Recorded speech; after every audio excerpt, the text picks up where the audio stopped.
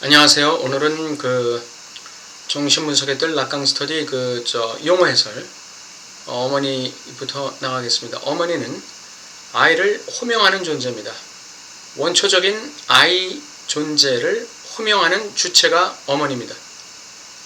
그래서 최초의 대상 관계를 맺는 그러한 주체이기도 하죠. 이런 어머니는 아이에게 미치는 영향력은 막강합니다. 대상관계에서는 이 어머니와 아동 간의 아이와의 이 관계 양상에 의해서 말하자면 아이의 정서 심리적 핵이 결정된다 이렇게 보고 있는 것이죠. 또한 성격 구조도 엄마와의 대상관계를 통해서 형성되는 부분이 거의 압도적이라고 보는 것입니다. 그러나 락강 정신분석에서는 어머니보다는 아버지를 우선시하죠. 왜 그럴까요? 그 중심은 거세에 있습니다. 대상관계에서는 어머니와의 관계의 질적 차원이 중요합니다. 어머니와의 심리정서적 관계, 또 상호작용의 관계, 애착관계, 신뢰관계, 이런 적절한 좌절의 관계, 이런 관계 양상이 심리정서적인 핵을 만드는 중추적인 역할을 하는 것이고 성격 구성의 핵심적인 요인인데 비해서 락강 정신분석에서는 아버지와의 관계, 즉 부명에 대한 아이의 태도가 아이의 성격 구조를 형성한다 이렇게 보고 있는 것이죠. 히스테리냐, 강박이냐, 도착이냐, 정신증이냐 이런 것들을 부명과의 관계 또는 부명을 대하는 아이의 태도에 따라서 결정된다고 보는 것이죠. 예. 어머니는 아이를 상징계 최초로 진입시키는 주체입니다.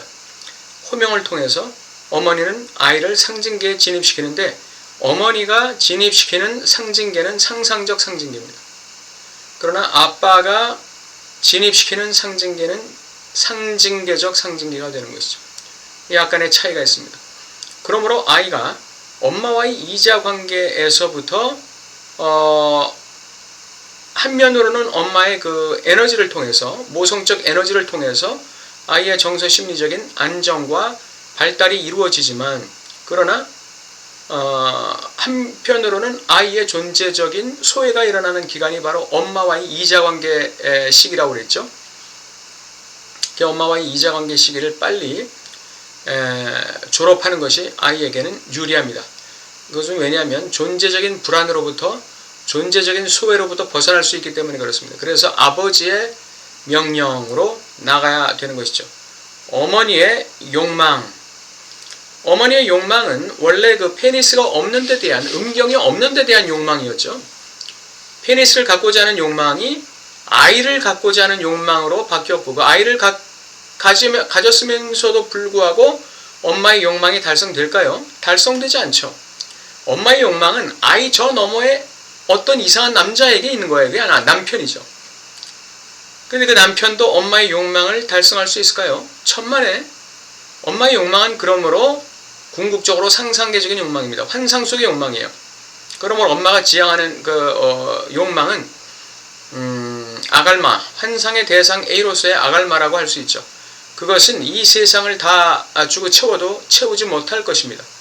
엄마의 욕망.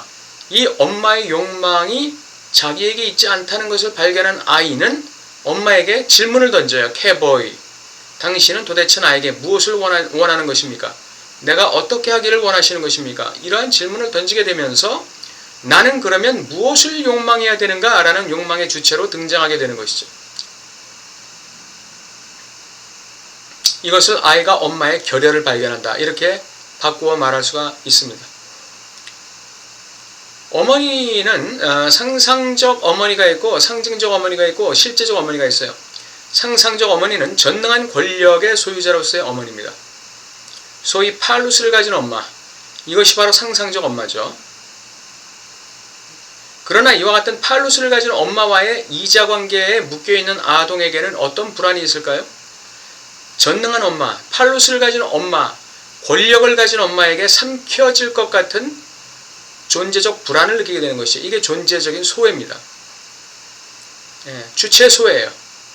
한편으로는 그 엄마의 그 권력과 엄마의 팔루스, 엄마의 그 전지전능한 그 능력을 즐기고 거기서 향락을 얻으면서도 불구하고 또 다른 한편으로는 아이는 유아는 존재적인 불안과 소외감을 느끼는 거죠.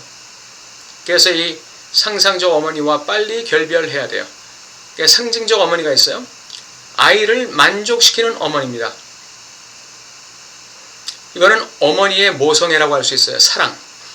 아이를 만족시키는, 현상적으로 만족시키는, 드러나게 만족시키는, 먹여주고 입혀주고 항문 닦아주고 기저귀 갈아주고 밖에 나가서 데리고 놀고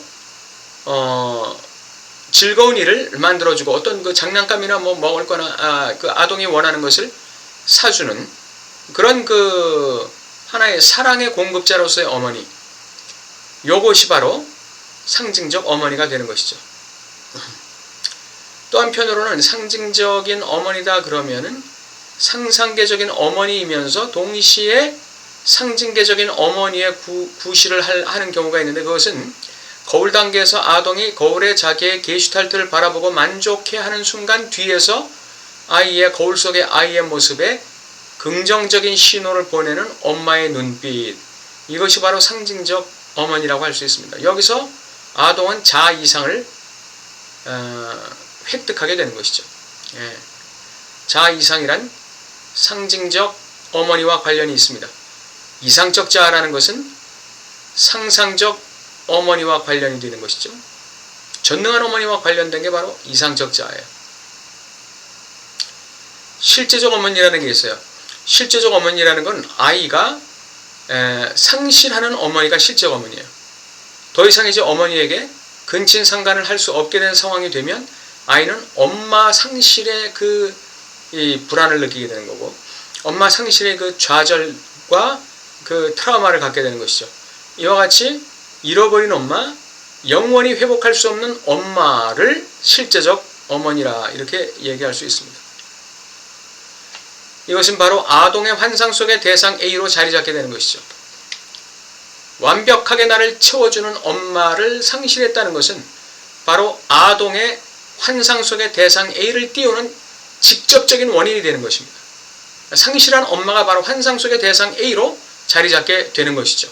그래서 아동의 욕망을 유지하는 역할을 하는 것입니다. L도식은 상상계가 상징계를 방해한다는 것을 증명하는 도식이 L도식이에요. 대타자로부터 주체에게로 하나의 그 언어가 전달되는데, 이것을 거울상 또는 타자가 아이의 자아에게 주는 그 언어 또는 주는 이미지를 통해서 그 대타자가 그 주체에게 주는 상징적인 언어를 방해하는 거예요. 이걸 L도식이라고 그래요. 이런 경우가 굉장히 많습니다. 우리가 그 현실 속에 자기 자신에 대한 어떤 이 이미지나 언어를 가지고 있는 것, 현실 속에 자기 자신에 대한 언어나 이미지를 갖는 것은 상징계에 속해요. 그런데 자기가 뭔가 자기 자신에 대해서 갖는 어떤 환상적인 어떤 이미지나 언어가 있어요. 또는 자기 자신의 실체와 상관없이 누군가 자기에게 던졌던 어떤 환상적인 언어나 이미지가 있어요. 그 대표적인 것이 바로 거울상입니다. 거울상 이미지, 그러니까 우리가 함부로 칭찬하면 안 돼요. 사람을 함부로 띄워주면 안 돼요.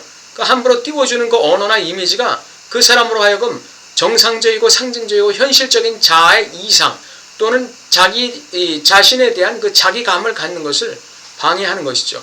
현실적인 자기에 대한 감각을 갖는 걸 방해할 수가 있다는 거예요. 그러므로 우리가 L도식이 주는 교훈은 이 상상적 언어나 이미지가 상징적, 현실적인 그 자기감을 형성하는데 방해한다는 거, 그걸 얘기하고 있는 것입니다. 억압이라고 있어요. 억압은 프로이드 용어죠.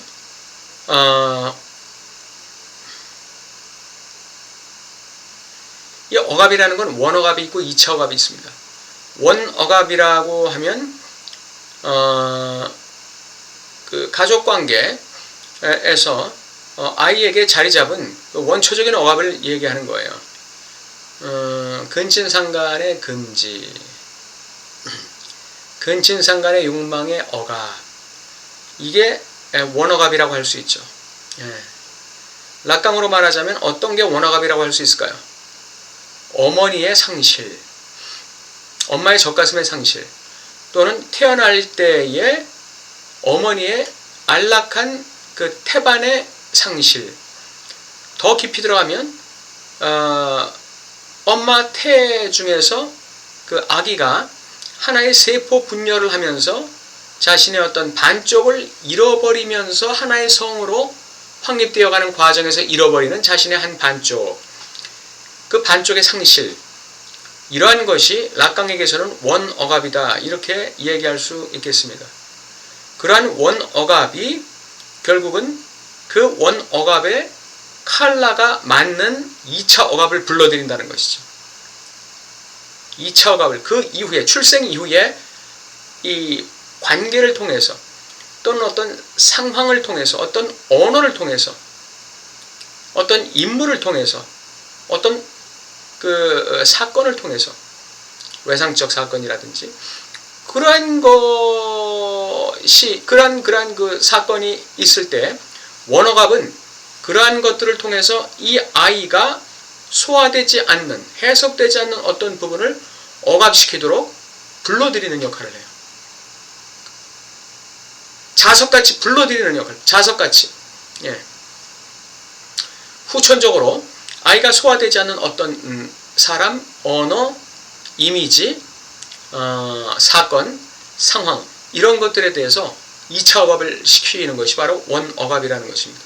억압은 이렇게 두 가지 차원이 있고, 이 억압된 것의 회귀라는 말을 들어보셨죠? 억압된 것의 회귀, 이것이 바로 실제라는 것입니다. 실제라는 것은 바로 억압된 것의 회귀, 귀신, 유령의 등장을 얘기하는 것이죠. 언술, 엄표라는 것은 내가 말한 그 내용이 엄표예요. 그러나 언술은 그 엄표에 묻어있는 주체의 무의식적인 칼라, 주체의 무의식적인 의도, 주체의 무의식적인 욕망, 이것을 언술이다, 이렇게 얘기할 수 있습니다. 그러므로 엄표는 상징계적이고 언술은 무의식적인, 실제계적인 것이라고 할 수 있겠죠.